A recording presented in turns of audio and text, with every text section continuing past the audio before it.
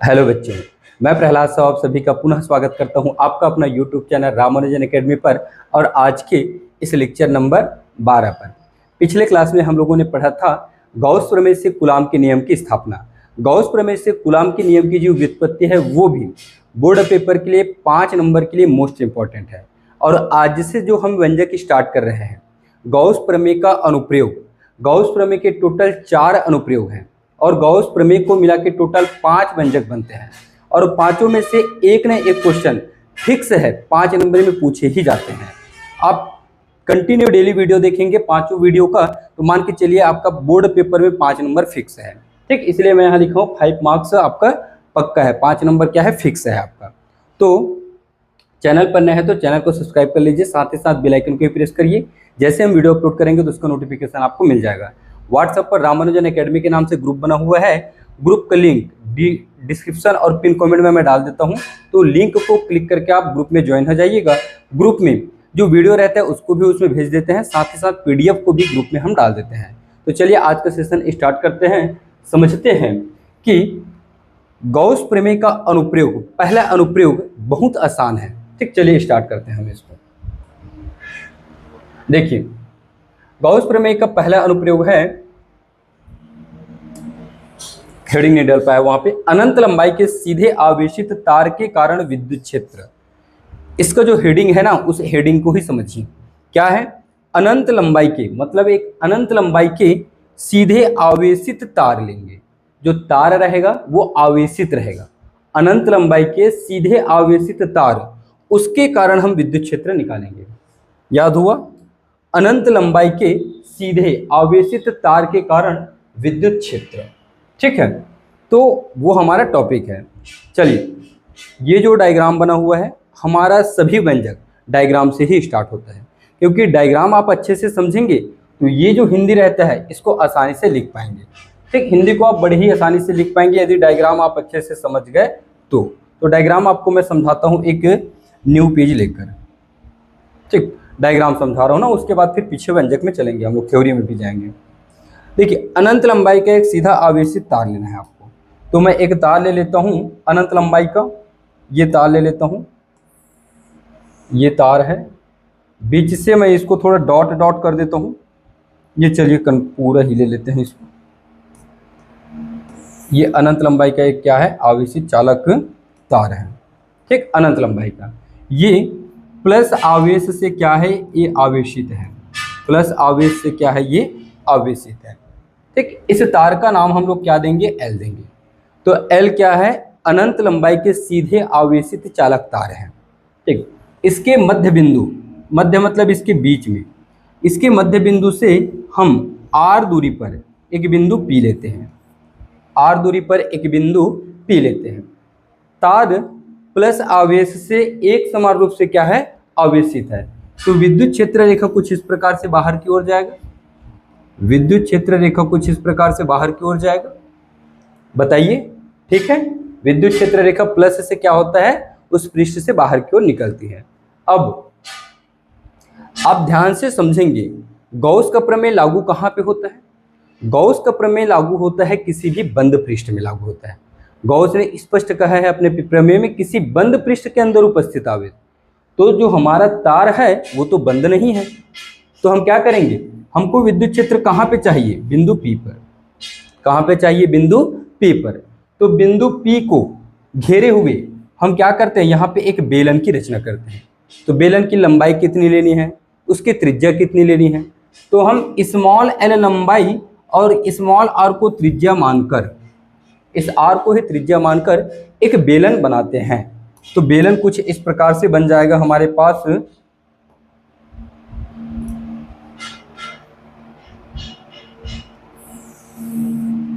ये इस प्रकार से बन जाएगा बेलन। ठीक, बिंदु P को घेरे हुए, देखो बिंदु P को हमने बेलन बना के क्या किया? उसको ऐसे बंद कर दिया। अब बेलन क्या है? आपका एक बंद पृष्ठ बन गया। अब बंद पृष्ठ में गॉस का प्रमेय लागू होता है। ठीक है, तो इस बेलन की लंबाई क्या है? स्मॉल l लंबाई, स्मॉल l लंबाई और स्मॉल r त्रिज्या, स्मॉल r त्रिज्या के हम एक बेलन की रचना करते हैं। यह बेलन एक बंद पृष्ठ है, इस पर हम गॉस का प्रमेय लगा सकते हैं। ठीक, अब ध्यान से समझेंगे, ये जो आपका वक्रीय पृष्ठ है इसकी दिशा कैसे होगी, इस प्रकार से होगी। इसकी दिशा कैसे होगी, इस प्रकार से होगी। तो ई और डी एस दोनों के बीच देखिए, दोनों की दिशा ऐसे सेम हो रहा है, तो दोनों की दिशा सेम सेम है, तो यहाँ पे थीटा मतलब कितना हो जाएगा, थीटा मतलब हो जाएगा 0 अंश का कोण। कितना हो जाएगा, 0 अंश का कोण। अब इस बेलन में टोटल 3 भाग हमको दिखाई दे रहे हैं। जैसे एक बॉटल से समझेंगे आप, ये मान के चलिए बेलन है, सेम यही बेलन है। ठीक, अब ये क्या है, एक वक्रीय भाग है, ये क्या है, इसका वक्रीय भाग है, और ये वृत्तीय है और ये भी वृत्तीय है, मतलब देखो टोटल ये वृत्त है। तो यहाँ पे इसके 3 भाग हैं, नाम हमने क्या क्या दिए है इसको, S1 S2 S3। इस वाले भाग को जिसे मैं रेड कलर से दर्शाता हूँ, इसको हमने नाम दिया S1। उसके बाद एक और कलर ले लेता हूँ मैं, ये इसको हमने नाम दिया S2, और ये हो जाएगा आपका ब्लैक कलर जिसे हमने नाम दिया S3। तो टोटल इस बेलन को हमने कितने भागों में बांट दिया, 3 भागों में। S1 S3 वृत्तीय पृष्ठ है, S1 S3 वृत्तीय पृष्ठ है। S2 को हम कहते हैं वक्रीय पृष्ठ। क्या कहते हैं, वक्रीय पृष्ठ। ध्यान से देखिएगा, व्यंजक सिर्फ 2 मिनट लगेगा, इसे समझ गए ना, तो ये मेन है, ये में इंपॉर्टेंट है आपके लिए। ध्यान से देखो, इस पृष्ठ को हमने क्या नाम दिया, S2। ऊपर के पृष्ठ को जो वृत्त के जैसे दिख रहे, देखिए इस वृत्त को हमने नाम दिया S1, और इधर को नाम दिया हम लोगों ने S3। अब विद्युत क्षेत्र रेखा कुछ इस प्रकार से जाएगा, क्योंकि बीच से ऐसे तार है, इस प्रकार से ऐसे तार है ना, तो विद्युत क्षेत्र रेखा से बाहर क्यों निकलेगा, तो विद्युत क्षेत्र रेखा से बाहर क्यों निकलेगा, विद्युत क्षेत्र रेखा देखो नीचे के वृत्त को स्पर्श करते हुए जाएगा। ये वृत्तीय पृष्ठ है, तो इसको ऐसे स्पर्श करते हुए जाएगा। तो जो नीचे के हिस्सा है S3, उसको विद्युत क्षेत्र रेखा क्या होता है, स्पर्श करते हुए जाता है। तो ये जो आपका वृत्तीय पृष्ठ है और ये विद्युत क्षेत्र रेखा है, दोनों एक दूसरे के क्या है, समांतर है। तो समांतर होता है और नीचे को स्पर्श करते हुए जाता है, तो वहां पे विद्युत फ्लक्स का मान 0 होता है। सेम वैसा ही ऊपर ये वाला हिस्सा, विद्युत क्षेत्र रेखा ऐसे जाएगा, ये मेरी उंगलियां विद्युत क्षेत्र रेखा ऐसे जाएगा, तो सिर्फ और सिर्फ इस वृत्तीय पृष्ठ को, जिनका नाम हमने S1 दिया है, उसको स्पर्श करते हुए जाएगा, तो वहां पे विद्युत फ्लक्स का मान क्या हो जाएगा, 0 हो जाएगा। तो ऊपर के पृष्ठ और नीचे के पृष्ठ दोनों में विद्युत फ्लक्स का मान 0 होगा। क्या, क्योंकि विद्युत क्षेत्र रेखा सिर्फ उनको स्पर्श करते हुए जाता है, उसके समांतर होते हैं, इसलिए वहां पे विद्युत फ्लक्स का मान 0 होगा। वक्रीय पृष्ठ से ऐसे बीच से जाता है, बीच से ऐसे बीच से चीरते हुए जाता है, तो वहां पे विद्युत फ्लक्स का अस्तित्व होगा। तो विद्युत फ्लक्स सिर्फ और सिर्फ निकलेगा आपका S2 में। किसमें निकलेगा, S2 में। चलिए थोड़ा सा इसका हम थ्योरी देखते हैं। ठीक, ये डायग्राम सेम टू सेम वहां पे बना हुआ है, सेम बना हुआ है। देखो, ये कैपिटल L लंबाई का एक आवेशित अनंत समांतर तार है। यहाँ लिखा हम लोगों ने, माना अनंत लंबाई के सीधे आवेशित चालक तार L है, उस पर रैखिक आवेश घनत्व, तार पर रैखिक आवेश घनत्व जिसे हम लोग दर्शाते हैं लेमडा से, ये होता है Q/L। क्या हो जाएगा, Q/L। आपको रैखिक आवेश घनत्व पढ़े ना, तो इस पर आवेश का मान कितना हो जाएगा, ये हो जाएगा λ/L।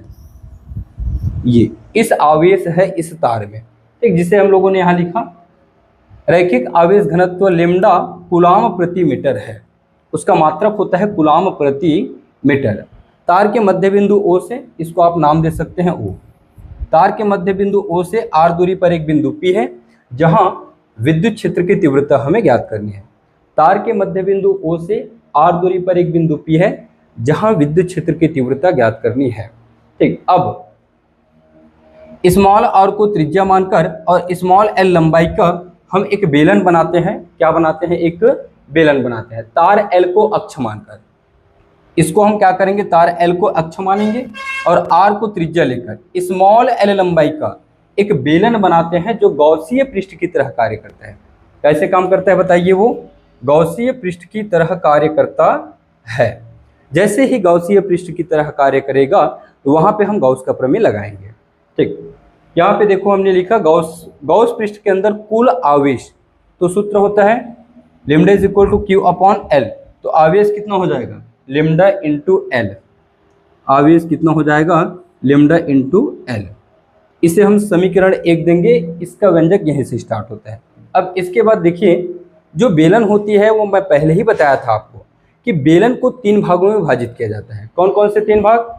वृत्तीय पृष्ठ S1, ये वृत्तीय पृष्ठ आपका S1, नीचे वाला भी वृत्तीय पृष्ठ होता है S3, और ये होता है आपका वक्रीय पृष्ठ जिसे हमने नाम दिया है S2। क्या नाम दिया है? S2। नीचे यहाँ पे विद्युत क्षेत्र रेखा कुछ ऐसे चलता है और ये पृष्ठ है, ये आपका क्या है? पृष्ठ है। तो विद्युत क्षेत्र रेखा पृष्ठ के समांतर है, ये पृष्ठ नीचे की उंगली पृष्ठ और ये विद्युत क्षेत्र रेखा, तो दोनों एक दूसरे के क्या है? पृष्ठ के समांतर है। ठीक है, तो S1 और S3 विद्युत क्षेत्र के समांतर है, तो उनसे गुजरने वाला विद्युत फ्लक्स 0 होगा, तथा पृष्ठ S2, ध्यान से देखो, ये आपका पृष्ठ S2, ये आपका पृष्ठ S2, ये वाला पृष्ठ क्या है? आपका S2 है। वो विद्युत क्षेत्र के क्या है? ये विद्युत क्षेत्र और ये पृष्ठ S2 कितने अंश का कोण बनेगा? 90 अंश का। कितने अंश का कोण बनेगा? 90 अंश का, मतलब लंबवत कहेंगे हम उसको। तथा पृष्ठ S2 विद्युत क्षेत्र के लंबवत है, तो S3 से गुजरने वाला विद्युत फ्लक्स है, यहाँ पे 3 नहीं, वो 2 है। इसको मैं व्हाइट करके थोड़ा सा ऐसे कर देता हूँ, ये 2 है, ये S2 से गुजरने वाला विद्युत फ्लक्स है। डायग्राम क्लियर कर देता हूं मैं।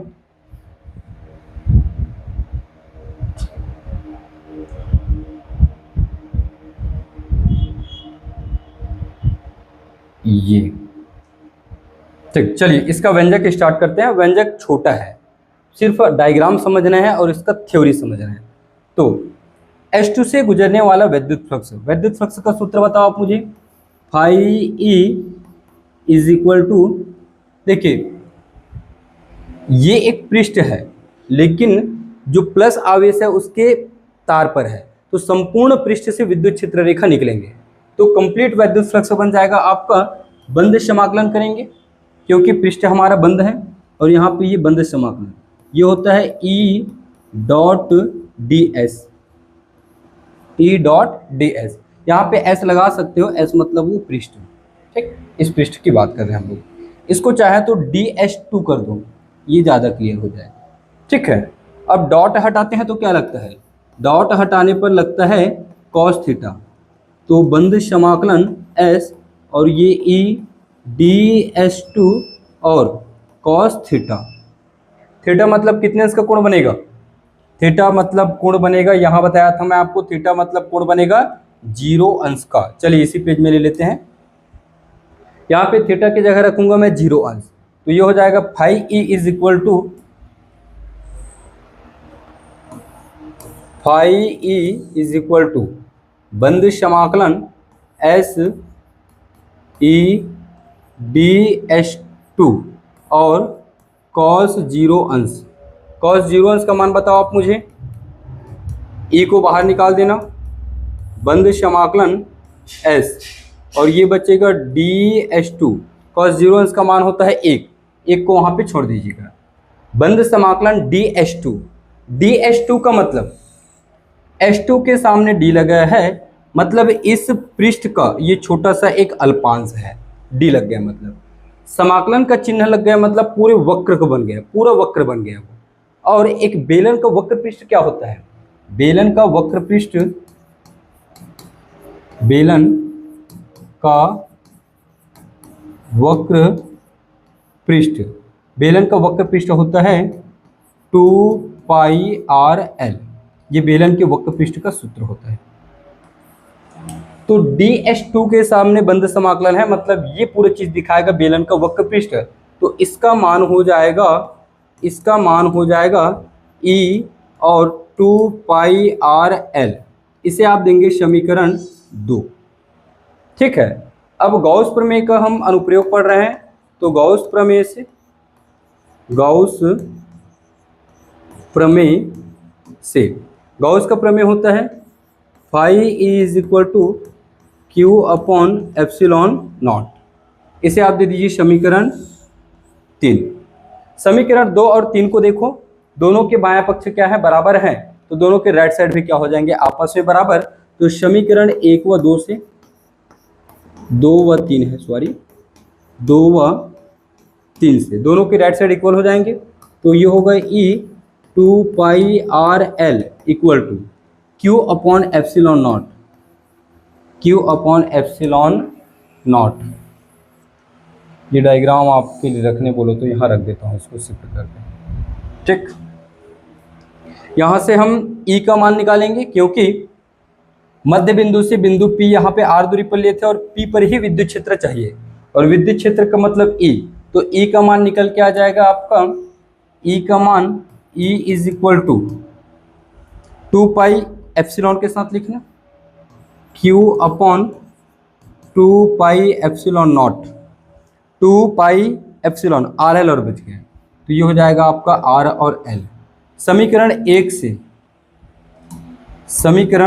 से यहाँ पे Q का वैल्यू कितना है, लेमडा इंटू एल, तो समीकरण एक से Q का वैल्यू हम रखेंगे क्या, लेमडा इंटू एल, तो ये होगा लेमडा इंटू एल, नीचे 2 pi epsilon not R L, L से एल ख़त्म, तो E का वैल्यू हो जाएगा आपका lambda upon 2 pi epsilon not और ये R, यही इसका अभिष्ट व्यंजक है।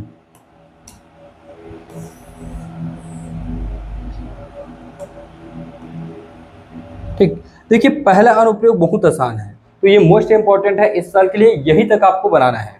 ठीक है, तो वीडियो अच्छा लगा है तो अपने फ्रेंड लोगों को शेयर कर दीजिए, वीडियो को लाइक कर दीजिए, चैनल को सब्सक्राइब कर दीजिए।